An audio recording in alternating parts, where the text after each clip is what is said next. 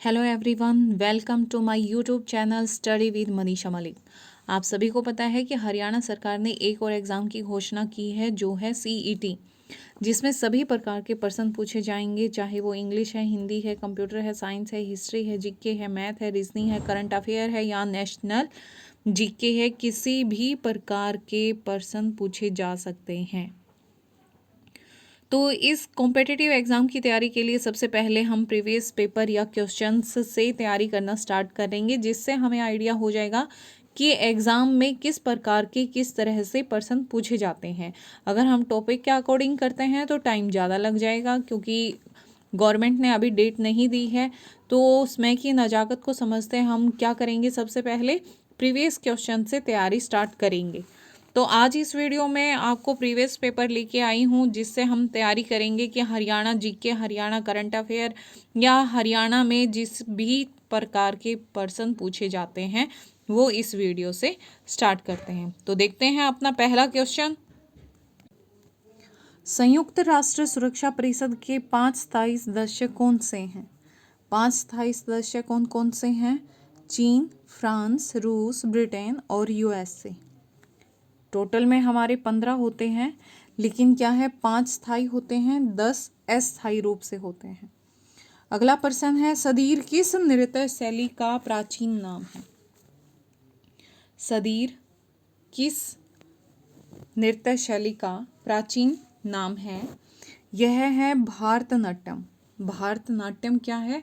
भारत के शास्त्रीय नृत्य में भारतनाट्यम देश के क्या सबसे पुराना रूप और भारत में सबसे लोकप्रिय शास्त्रीय नृत्य है। ठीक है, तो ये आपको ध्यान रखना है। भारत का सबसे लोकप्रिय और सबसे प्राचीनतम भारतनाट्यम है, जिसे सदीर भी कहा जाता है, नृत्य शैली कहा जाता है। अगला प्रश्न है, माउंट एवरेस्ट फतेह करने वाली पहली महिला कौन सी है? कौन सी है? संतोष यादव, जिसने लगातार 2 बार क्या किया है? माउंट एवरेस्ट फतेह की है, विजय हासिल की है। क्वांटो मैदान किस देश में है? क्वांटो मैदान किस देश में है? जापान में है। रेणुका झील किस प्रदेश में है? रेणुका झील, ये याद रखना है, हिमाचल प्रदेश है। गुट निरपेक्ष आंदोलन की स्थापना में शामिल कौन से नेता थे? गुट निरपेक्ष जो आंदोलन हुआ था उसमें नेता कौन कौन से शामिल थे? 4 ऑप्शन मिल सकते हैं आपको। 4 ऑप्शन में से इन तीनों का नाम भी हो सकते हैं, और चौथा ऑप्शन हो जाए इनमें से कोई नहीं या फिर इनमें से सभी। ठीक है, तो क्या है? मार्शल जोसेफ टिटो, ये भी हैं। कर्नल नासिर, पंडित जवाहरलाल नेहरू, ये तीनों हैं। इनके अतिरिक्त 2 और हैं। कौन कौन से हैं उनके नाम? क्या है?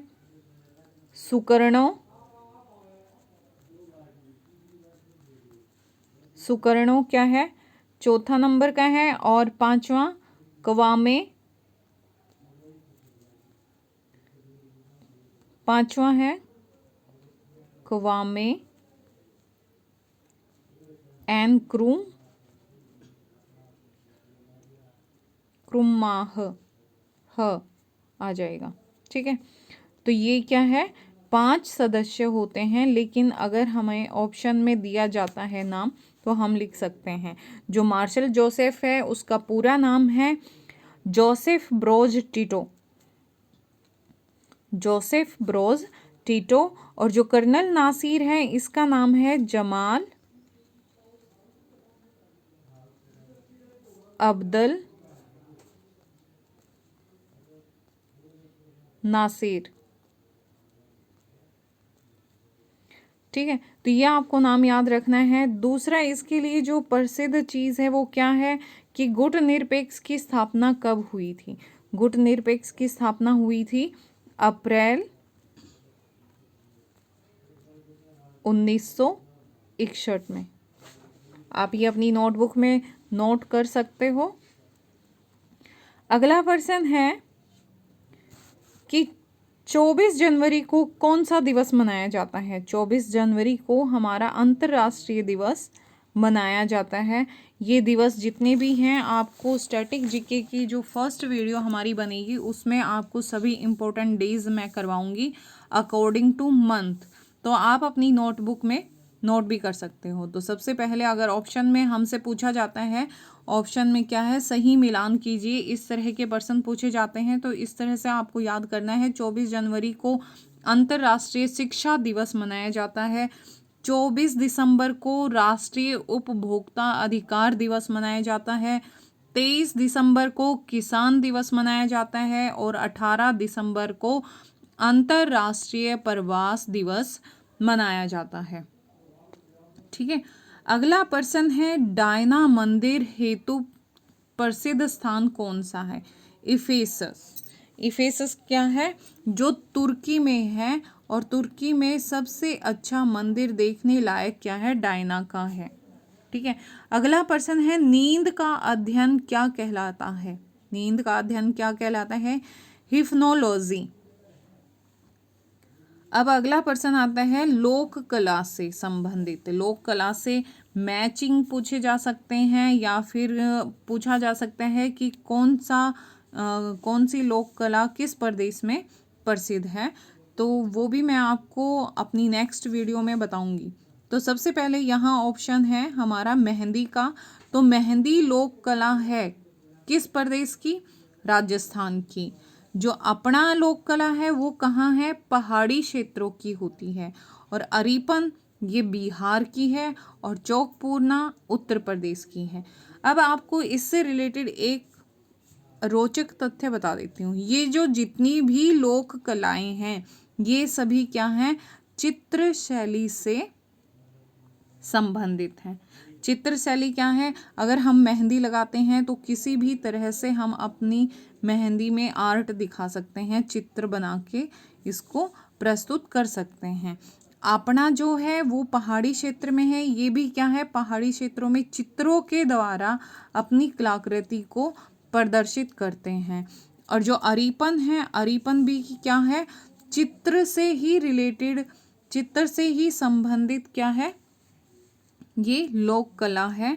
और चौकपूर्णा ये हमारे भारत के विभिन्न कोनों में देखने को मिलती है, लेकिन सबसे ज़्यादा कहाँ ये चौकपूर्णा की रिवाज है, जो लोक कला है, वो उत्तर प्रदेश में पाई जाती है, उत्तर भारत में देखने को मिलती है। लेकिन साउथ इंडिया में भी चौकपूर्णा, किसी भी घर में जाके देख लेना, घर के बाहर चौक से पहले अपने घर को धोया जाएगा, उसके बाद चौक से अपने घरों में कलाकृति करते हैं, जो सुबह से लेकर शाम तक उनकी जैसे की तैसे बनी रहती है। वो गीले फर्श पर चौक से बनाते हैं।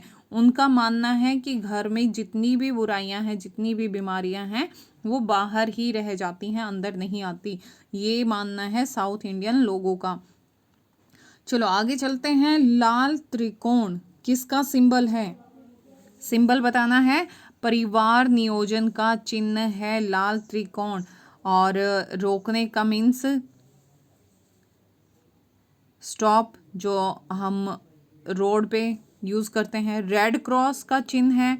रेड क्रॉस क्या होता है? प्लस का निशान जो होता है, लेकिन रेड कलर का होना चाहिए, तो वो डॉक्टरी सहायता के लिए होता है। अस्पताल में कोई भी आपातकालीन समस्याएं आ जाती हैं उसके लिए होता है।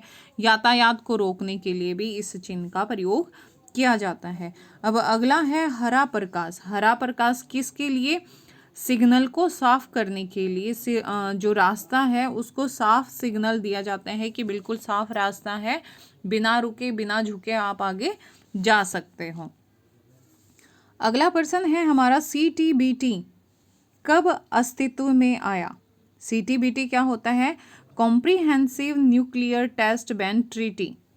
ये अस्तित्व में आया था 1996 में, 1996 में। ठीक है, अगला प्रश्न है, डाओ चैंग येडिंग एयरपोर्ट कहाँ स्थित है? डाओ चैंग येडिंग एयरपोर्ट कहाँ स्थित है? तिब्बत में। अगला प्रश्न आता है, लास्ट स्पर किसने चित्रित किया था? ये क्या है? एक पिक्चर है लास्ट स्पर, ये लियांड्रो दा विंची ने किया था। लियांद्रो दो विंची। इसकी बहुत सारी फेमस कलाकृतियां हमें देखने को मिलती हैं इनके म्यूजियम में। अगला प्रश्न है, ऊंटों का प्रसिद्ध व्यापार किस मेले का हिस्सा है? पुष्कर मेला। पुष्कर मेला कहाँ लगता है? राजस्थान में। ठीक है। अगला प्रश्न है, स्वतंत्रता की प्रतिमा स्टैचू ऑफ लिबर्टी कहाँ है? तो स्वतंत्रता की स्टैचू ऑफ लिबर्टी, स्वतंत्रता की प्रतिमा कहाँ है? न्यूयॉर्क में। जापान की राष्ट्रीय पोशाक कौन सी रही है? किमोनो। क्या है? हमारे नेशनल जीके में क्वेश्चन इस तरह के भी पूछे जा सकते हैं। पोशाकें किस तरह की हैं? जापान में क्या है? किमोनो तरह की पोशाक होती है। अगला प्रश्न है, संतोष ट्रॉफी का संबंध किस खेल से है? अब जो हमारी ट्रॉफियाँ पूछी जाती हैं या फिर खेल पूछे जा सकते हैं कि फुटबॉल का संबंध किस ट्रॉफी से है, तो ऑप्शन में अगर संतोष ट्रॉफी है तो आप आंसर लिख सकते हो। अगर क्वेश्चन पूछा जाता है संतोष ट्रॉफी का संबंध किस खेल से है, अगर ऑप्शन में फुटबॉल है तो आप फुटबॉल आंसर लिख सकते हो। आगे बढ़ते हैं अपने प्रश्न पे। नेक्स्ट है, जीआई टैग प्राप्त करने वाला पहला भारतीय उत्पाद क्या है? अब ये प्रश्न है, हमेशा आप नेशनल जीके हो या हरियाणा के जीके हो, तो जो पहली बार सर्वप्रथम फर्स्ट टाइम होता है, फर्स्ट टाइम वाले जितने भी क्वेश्चन आते हैं वो आप याद कर लेना, किसी भी फील्ड में हो तो आपको आंसर इसमें क्या देना है? जीआई टैग प्राप्त करने वाला पहला भारतीय है उत्पाद क्या है? दार्जिलिंग की चाय। दार्जिलिंग की चाय के लिए जीआईटी का टैग इसको प्राप्त हुआ था। अगला है, MICR की फुल फॉर्म क्या है? MICR की फुल फॉर्म है मैग्नेटिक इंक कैरेक्टर रिकॉग्नाइजेशन। अगला प्रश्न है, RBI के लोगो में कौन से जानवर का फोटो है? ये क्या है? इस तरह के क्वेश्चन बहुत ज़्यादा बार पूछे गए हैं, पूछे जाते हैं और पूछे जाते रहेंगे कि बैंक से रिलेटेड जो हमारा रिजर्व बैंक है, रिजर्व बैंक ऑफ इंडिया, उसका जो लोगो है वो किस जानवर, उसमें किस जानवर की फ़ोटो है? तो आपको पता होना चाहिए, टाइगर की है। तो वो कौन सा टाइगर है? Royal Bengal tiger. ठीक है। अगला प्रश्न है, प्रसिद्ध पुस्तक a better India a better world किसके द्वारा लिखी गई है?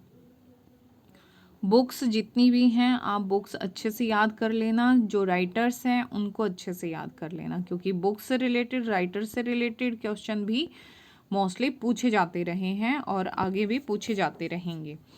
तो जो ए बेटर इंडिया और ए बेटर वर्ल्ड पुस्तक है वो किसने लिखी है? NR नारायण मूर्ति ने। अगला प्रश्न है, पर्यावरण और विकास पर संयुक्त राष्ट्र सम्मेलन को क्या कहते हैं? जो पर्यावरण और विकास पर जो संयुक्त राष्ट्र सम्मेलन होता है उसे क्या कहते हैं? अर्थ समिट, पृथ्वी शिखर। अगला प्रश्न है, रामचंद्र नारायण द्विवेदी किस नाम से विख्यात थे? अब जो हमारे राइटर हैं, कवि हैं, लेखक हैं, उन सभी के क्या हैं? दो दो नाम हुए हैं। उन्होंने जैसे ही विख्याति प्राप्त की है उसी तरह से अपने नाम भी उन्होंने बदल कर रख लिए हैं। तो जो हमारे रामचंद्र नारायण द्विवेदी हैं उनका रियल नाम, असली नाम कवि प्रदीप था। ठीक है। प्रसिद्धि प्राप्त करने के बाद उन्होंने क्या है? अपना नाम बदलकर रामचंद्र नारायण द्विवेदी रख लिया था।